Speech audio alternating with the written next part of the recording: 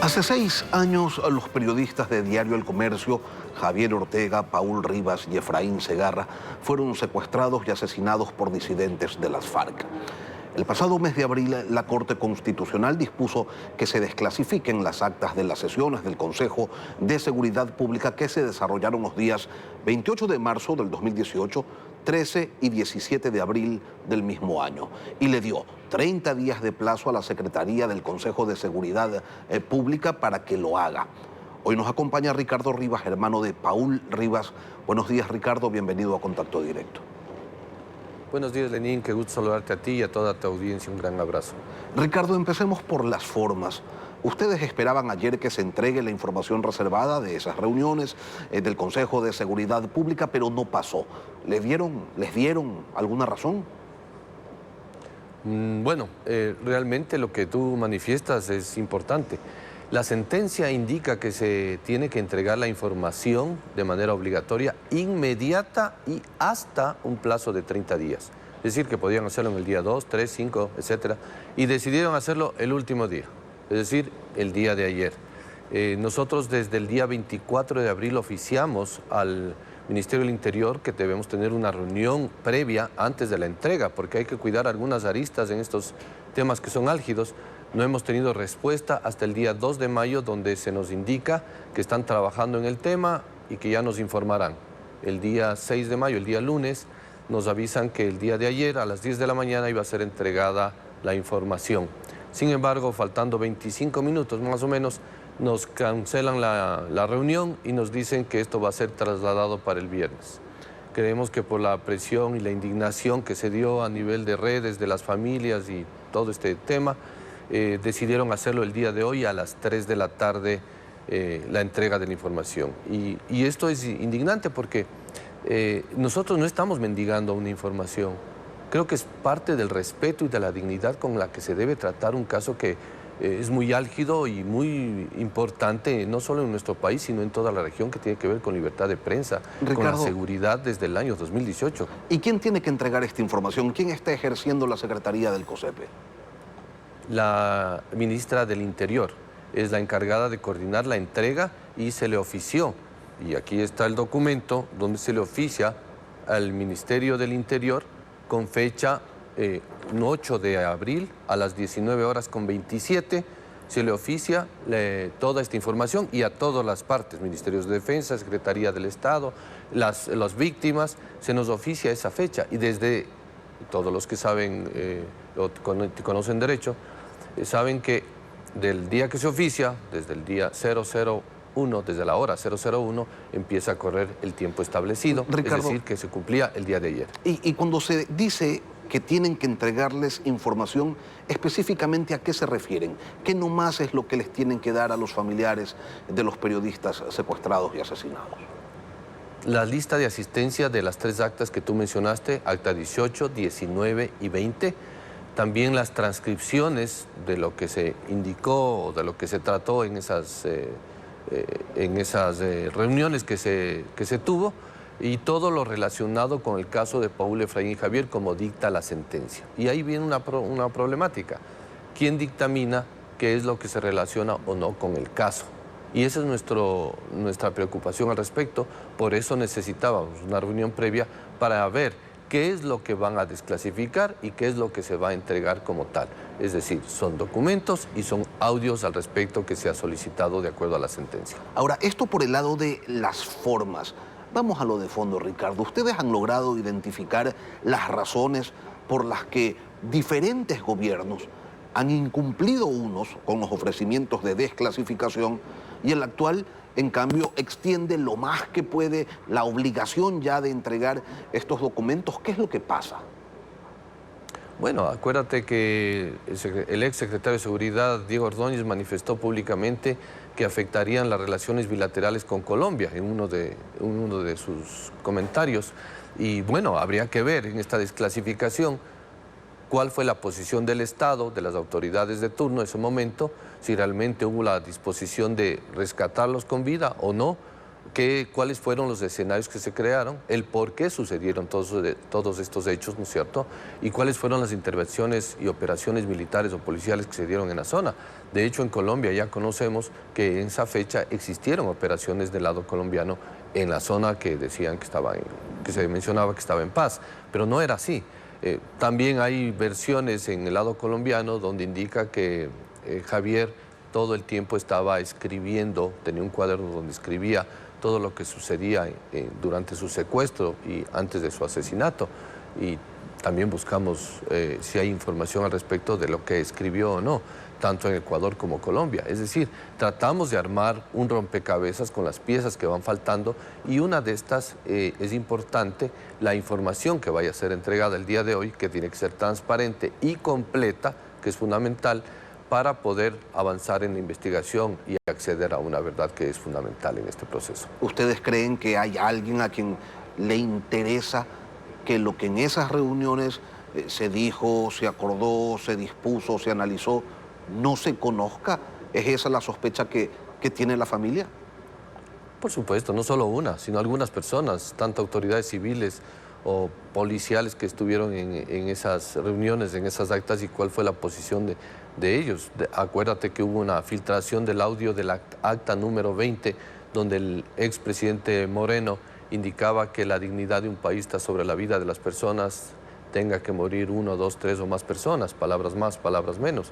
Eso ya te da una idea de cómo pensaba el expresidente Moreno y claro, hay que ver el contexto de las personas que estuvieron en esas reuniones, ¿no? Claro, Ricardo, pero esas autoridades civiles y militares ya no son autoridades, han transcurrido 2 gobiernos y entonces hay alguien que los protege. Sí, hay algunos. Eso habría que preguntarle a la Fiscalía a quién protege, porque las investigaciones no han avanzado desde Fiscalía sobre pretexto de que no se ha desclasificado la información. Ahora ya se va a desclasificar la información, vamos a entregar a la Fiscalía y ahora qué pretexto puede tener, es decir, ese argumento ya se cae. Acuérdense que el primer fiscal que tuvimos en el comité de crisis, en el famoso comité de crisis, es el actual fiscal subrogante Wilson Toainga. Entonces habría que comenzar a investigar, ¿no? Ricardo, y eso creo que ya nos trae muchas dudas. Dentro de las dudas, tú señalabas algo y es quién va a certificar que lo que se les entregue sea realmente lo que la Corte dispuso. ¿Quién va a dar fe de aquello? Que esa información que les den pues no sea menos, que no esté mutilada. ¿Temen ustedes que no se cumpla de manera fiel con lo que dispuso la Corte Constitucional? Claro, yo tengo mis tremendas dudas al respecto, que las actas no estén completas, eso yo estoy completamente seguro que no van a estar completas las actas al respecto, y luego que lógicamente esa es la pregunta, por eso queríamos una reunión previa. Una vez que nos entreguen la información, nosotros vamos a analizar y tendremos 5 días, tanto el Ministerio del Interior como la Secretaría del Estado, de Seguridad del Estado tiene 5 días para indicar el proceso de entrega de la información a la Corte Constitucional. Nosotros mandaremos un documento y haremos la propuesta de que se tiene que crear una comisión para que verifique realmente si la entrega de la información fue la que está establecida o no, porque no podemos confiarnos de un Estado o de una parte del Estado que nos ha negado el acceso a la información durante 6 años, cuando esta información no fue clasificada como secreta debidamente, de acuerdo a lo que señala la sentencia de la Corte Constitucional. Es decir, que se nos negó el acceso cuando esta información no estuvo tipificada como secreta y peor aún como reservada, como se lo menciona. Entonces, esas dudas hay que sanearlas y hay que trabajarlas y hay que transparentarlas por el bien de la investigación. Y nosotros vamos a hacer esta propuesta para efectos de que se entregue lo que realmente se debía entregar, aunque sea a un tiempo que ya está fuera del que está establecido por la Corte Constitucional, que esto es lamentable. Ricardo, a ver, de forma general, lo que se conoce es que en 2018 3 periodistas de Diario El Comercio se trasladaron a la zona de frontera en la provincia de Esmeraldas a realizar un trabajo. Allí fueron secuestrados, trasladados hacia territorio colombiano y posteriormente asesinados. Eso es lo que se conoce de forma general y públicamente. La información del COSEPE les permitiría conocer, determinar qué, Ricardo. Primero, la responsabilidad estatal. ¿Y cuál fue la posición de las autoridades de turno? Acuérdate que en una reunión pública en la CIDH en Denver, Colorado, el Estado ecuatoriano, a través del procurador de ese entonces, Íñigo Salvador, manifestó públicamente que el Ecuador no tenía responsabilidad alguna y que todo sucedió en Colombia, tratando de evitar la responsabilidad como Estado. Sin embargo, Colombia, con audios, con mapas, con videos, indicó la responsabilidad del Estado ecuatoriano en el momento del secuestro y la responsabilidad del Estado colombiano al momento del asesinato. Es decir, es un tema que involucra a dos países, tanto de Ecuador como Colombia, y se pueden llegar a determinar posibles responsabilidades a todo nivel con respecto al secuestro y asesinato. Acuérdate que es importante mencionar que esta es una falencia que se ha dado a través de los años en una frontera de Ecuador y Colombia, en poblaciones que han sido abandonadas hasta el momento y que no ha habido injerencia estatal en esos sectores, lamentablemente.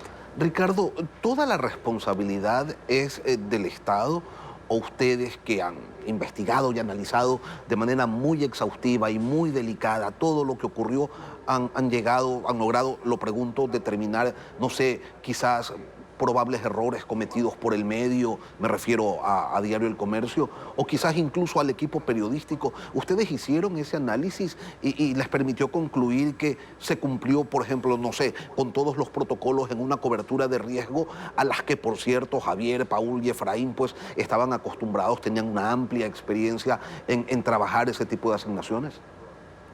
Bueno, voy a decirte por partes. La primera, sí. El equipo periodístico no tiene responsabilidad porque está ejerciendo su labor periodística como tal, y tú eres un periodista y conoces mucho de este tema, cómo se elabora y cómo funciona el tema de investigación y el trabajo de campo que se realiza. Entonces no puede caer las sospechas o el peso de este tremendo tema sobre las espaldas de Paul, Efraín y Javier. Es decir, no hay una responsabilidad del equipo como tal. El medio... una corresponsabilidad, se puede hablar de corresponsabilidades, pero eso es lo que tiene que determinar la Fiscalía.